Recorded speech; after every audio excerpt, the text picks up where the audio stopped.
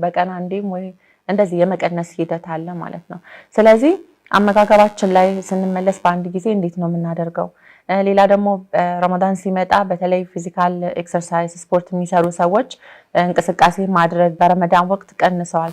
ከዛ ነው ረመዳን በኋላ ወደ ስፖርት ወደ ጤናማ እንቅስቃሴ ሲመለስስ እንዴት ነው? ከዛም ባሻገር ረመዳን እንደምናውቀው ብዙ ላይክ ኢሞሽናል ሜንታል ቤኔፊቶች አሉት። ራሳችንን ራስ የመግዛት ሰልፍ ሪዚሊየንስ በብዙ ነገሮች ላይ ራስን ሰልፍ ዲሲፕሊናችን ራሳችንን የመግዛት ሁኔታችን ብዙ ነገር ተሻሽሏል እና ከዚህ ረመዳን በኋላ እንዴት አድርገን ነው የምንቀጥለው?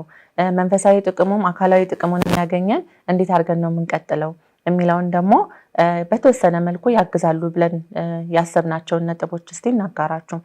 አንደኛ ወደ ኖርማል የአመጋገብ ስርዓታችን ለመመለስ ስንል ስሁር የማይበላም ሰው ከሆነ ቢያንስ በቀን 2 ጊዜ መብላት ኢፍጣርና ስሁርን በቋሚነት ወደ ረመዳን መገባደጃ አካባቢ ስሁር ብዙም አይመቸኝም የሚል ሰው ያንን ኮንሲደር ማድረግ ቢቻል ሌላ የስሁር